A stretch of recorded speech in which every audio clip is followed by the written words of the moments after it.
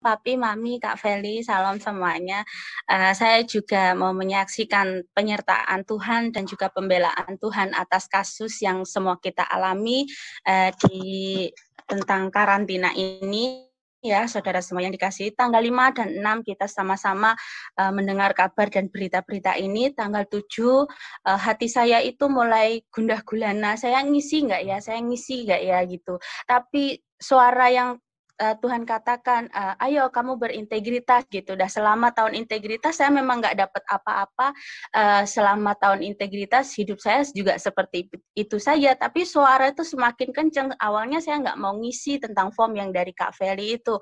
Tapi telinga saya, hati saya itu, ayo kamu harus berintegritas. Akhirnya sepanjang malam tanggal 7 itu saya nggak bisa tidur. Terus akhirnya saya isi ya, terus saya isi tanggal 8 pagi saya dapat SMS dari Departemen Kesehatan itu sampai 3 kali. Saya juga ditelepon karena saya takut mau ngomong sama majikan, gimana ya cara ngomongnya kayak gitu, terus gimana nanti responnya dia, karena saya melihat pengalaman teman-teman yang udah masuk karantina itu luar biasa kayak gitu. Tapi saya juga bingung mau ngomong apa enggak ya gitu. Terus karena saya tahu majikan saya itu orangnya haleluya sekali gitu.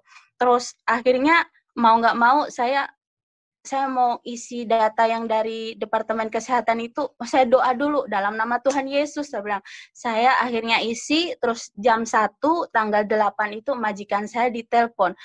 Responnya luar biasa sekali, saya nggak nyangka dia, pokoknya kata-kata yang nggak selayaknya kita dengar gitu, saya dengar gitu, sampai majikan perempuan itu kakinya itu sampai diangkat-angkat, nunjuk-nunjuk, saya nih semua gara-gara kamu nih, nggak pernah dengar, aku bilang jangan ke gereja kalau libur. Nah, tapi saya nggak bisa jawab apa-apa.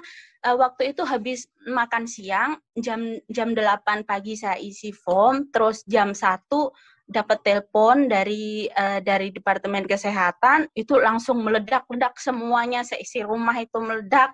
Itu terus saya lagi nyuci piring itu habis makan siang, saya cuma sambil cuci piring, saya dengar mereka ngomel, saya dengar mereka ngata-ngatain saya, kata-kata kotor pun juga keluar dari mulut mereka gitu. Tapi dalam hati seperti ada nggak tahu suara Tuhan atau bukan ya, karena saya itu dengar suara HP aja kadang-kadang nggak dengar gitu.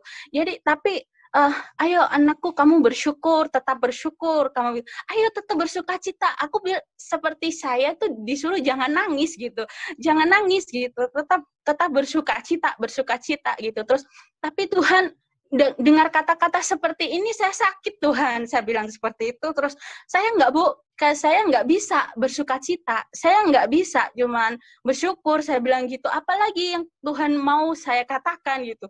Tapi kata-kata itu dengar kenceng sekali di telinga saya, diam dan tenanglah itu.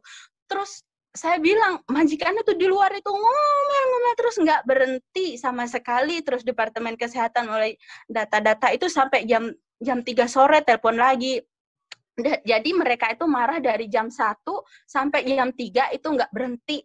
Terus marah-marah, kata-kata yang luar biasa saya dengar. Saya bilang diam dan tenang. Nah itu juga sepanjang jam 1 sampai jam 3. Akhirnya jam 3 itu mereka mulai tenang, mulai diem, mulai nggak ngomel-ngomel lagi. Tapi lihat saya itu seperti lihat musuhnya kayak gitu. Nggak mau lihat gitu, Kak. Wah, pokoknya serem banget gitu. Dua-duanya majikan laki sama perempuan gitu. Tapi saya tetap tenang, saya mau tenang. Tuhan beri saya ketenangan. Saya bilang, saya terus minta maaf, saya sodorkan minuman, saya juga jagain anak-anak mereka. Akhirnya dia bilang, nanti sekitar 2 jam lagi kita dijemput, katanya gitu, dengan nada yang marah gitu. Terus akhirnya saya ambil semua koper, saya isi semua barang-barang gitu, saya siapkan semua yang mau dibawa itu, saya siapkan, sampai akhirnya mereka telepon lagi, nggak jadi dijemput malam itu, mungkin besok pagi itu akhirnya saya masak lagi makan malam buat mereka gitu. Terus akhirnya malam itu saya juga nggak bisa tidur, mereka terus marah-marah, kok bisa mereka dapat nomor teleponku, kok bisa nanti jangan-jangan itu nomor telepon penipu yang mau ambil semua data-data di dalam gitu. Terus akhirnya jam 11 malam, saudara, jam 11 malam, majikan saya itu ngeprint, nggak tahu saya ngeprint apa itu, ngeprint, pokoknya ngeprint terus. Sampai itu saya dipanggil, marah lagi, mulai malam ini aku nggak butuh kamu lagi, katanya gitu. Mulai malam ini kamu nggak kerja di sini, aku interminate kamu, katanya gitu. Tapi saya dengar kata-kata itu, saudara, saya nggak ngerasa takut, saya nggak ngerasa, wah kok di interminate, gimana Tuhan. Kata-kata dia bilang, kamu, saya interminate itu membuat nggak tahu kenapa saya mendapat kelegaan tersendiri kayak gitu. Saya lega sekali gitu. Saya terima kasih Tuhan, saya bilang gitu. Ini jawaban dari doa saya selama ini sepanjang tahun 2021, hidup saya seperti ini aja, nggak ada perubahan. Terus saya tuh sepanjang setahun itu, tahun integritas itu, saya terus minta Tuhan, saya minta terobosan baru, Tuhan, saya minta terobosan baru, tapi Tuhan nggak dengar gitu. Terus Tuhan kayaknya seperti saya nggak dapat apa-apa di tahun 2001 ini, dan ketika berganti tahun menjadi tahun paradigma yang baru, saya terus minta Tuhan, tahun 2001 integritas saya nggak dapat apa-apa, tahun ini tahun paradigma yang baru, Tuhan pasti beri yang luar biasa buat saya bilang seperti itu. Nah akhirnya Tuhan berkati saya dengan di interminute-nya saya malam itu, jam 10 saya juga langsung disuruh tanda tangan, saudara. Saya juga saya mau tanda tangan, saya baca dulu, dan di situ dia katakan kenapa dia interminate saya, alasannya not responsible. Ya, terima kasih lah saya bilang gitu, nggak apa-apa, saya bilang. Terus dalam nama Tuhan Yesus saya tanda tangan di situ. Terus setelah saya tanda tangan, saya merasakan kelegaan yang luar biasa. Terus ya sudah, kita ngobrol-ngobrol, terus sama majikan perempuan, katanya dalam nada dia masih marah, saya bilang it's okay, saya bilang gitu, it's okay, saya bilang gitu. Akhirnya saya istirahat lagi, terus besoknya pagi tanggal 9 jam 10 itu ada telepon lagi, katanya jam 1 dijemput gitu, jam 1 dijemput. Akhirnya kita masak lagi buat makan siang, terus sarapan mereka beli, dibawa diantar ke atas gitu. Nah sambil sarapan saya lihat hati mereka tuh mulai lunak, mulai ini. Nanti kalau kamu dapat majikan, bilang sama aku ya. Kalau belum dapat majikan, kamu juga bilang sama aku. Nanti aku antar ke agentmu, kayak seperti. Oh ya, terima kasih, saya bilang gitu. Iya, terima kasih. Nanti saya bilang seperti itu. Terus akhirnya jam 1 tuh dijemput, kita udah siap semua, seisi rumah juga udah beres semua. Akhirnya kita turun. Nah turun itu di bawah itu ternyata nggak tahu itu wartawan atau apa gitu. Ada 3 orang foto-foto kita gitu, foto-foto majikan saya gitu. Terus nah dari ada yang moto-moto itu 3 orang itu, dia sampai di bis itu marah lagi. Wah, marahnya itu luar biasa, kata-katain saya dengan kata-kata yang pokoknya nggak bisa disebutkan, tapi saya cuma bilang dalam hati, diam dan tenanglah gitu, supaya saya juga bisa mengendalikan emosi saya, mengendalikan diri saya, supaya saya tetap selalu dalam hadirat Tuhan, nggak boleh sakit hati dengan kata-kata mereka, karena saya juga merasa bersalah juga dalam hal ini gitu. Terus akhirnya jam 2, itu hari Minggu, jam 2 kita ibadah sambil jalan, sambil bis, kita sudah naik bis, kita sambil jalan itu, yang naik itu kebetulan ada anak, ada singsang, ada dadai, terus ada pembantunya juga. Kita jalan lagi, ya sama lagi, ada anak, ada singsang, ada dadai.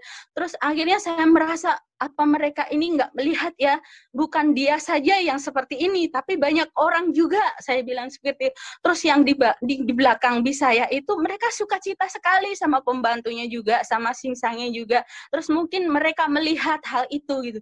Terus akhirnya dia bilang begini, kalau kamu bosan, kamu dengerin aja musik gitu. Nah, pas jam 2 kita masih dalam perjalanan, dan kebetulan saya lagi ibadah di Zoom itu hari Minggu itu. Saya bilang sama dia, saya tunjukkan Zoom itu ke dia, pas itu saya lagi ibadah di Zoom jam 2 gitu. Terus saya pikir dia tambah marah karena lihat saya kok ibadah gitu kan, kok ibadah lagi di Zoom gitu kan udah dibilang jangan ke gereja apa gimana gitu. Tapi dia, oh oke, katanya gitu. Terus ya udah kita turun, kita sampai di sini, dia juga nggak nelpon saya, nggak tanya, tapi selalu saya kirim SMS sama dia gitu, lagi ngapain, bisa tidur nggak di sini, kayak gitu. Terus akhirnya di sini dia 2 malam 3 hari, terus dia mau pulang, telepon saya, dia bilang, majikan saya yang perempuan telepon saya, kamu hati-hati di sini ya, ada apa-apa telepon kita, katanya gitu. Kalau kamu keluar, kamu langsung ke rumah gitu.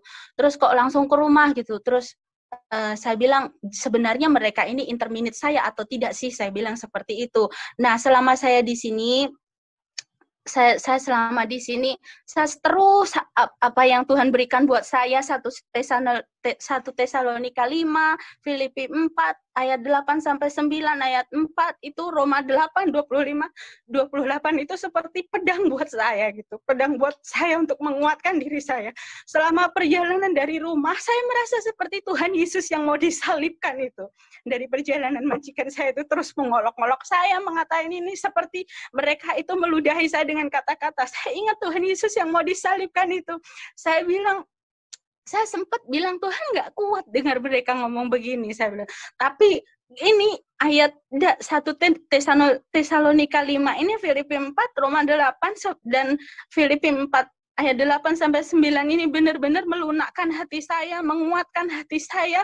Dan saya juga SMS papi bilang rawe-rawe rantas, malang-malang putung, mami juga terus doa ya Lydia, katanya mami terus pokoknya minta pembelaan sama Tuhan gitu.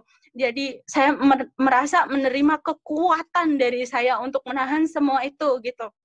Jadi saya percaya saudara yang dikasihi Tuhan, apapun pergumulan kita, apapun proses yang kita hadapi, ketika kita benar-benar berserah, kita percaya sama Tuhan, pembelaan dan penyertaan Tuhan itu sempurna atas setiap kehidupan kita. Sekalipun saya di sini, saya percaya dalam proses menunggu pekerjaan yang baru ataupun visa, saya juga serahkan sama Tuhan, saya bikin asik aja, bikin enjoy saja di sini.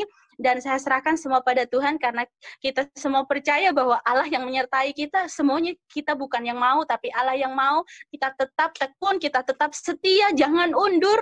Karena apa? Dalam keadaan seperti ini Tuhan hanya mau melihat siapa anaknya yang setia, siapa anak yang terus bertekun sama Dia. Jadi saya percaya dengan keadaan kita apapun, sekalipun saya tetap di Intermini, saya akan tetap bergereja di GBI Hong Kong China, karena di tempat ini saya benar-benar diubahkan cara pandang, cara pikir saya, bahkan hidup saya benar-benar saya mau serahkan buat Tuhan gitu. Dan minta doanya buat teman-teman semua untuk saya mendapatkan pekerjaan yang baru. Papi, mami juga terima kasih buat saudara-saudara semua, keluarga ilahi yang terus menanyakan keadaan saya, terus support saya. Terima kasih semuanya. Saya percaya Allah kita Allah Immanuel. Amin. Terima kasih, Tuhan Yesus memberkati. Semangat.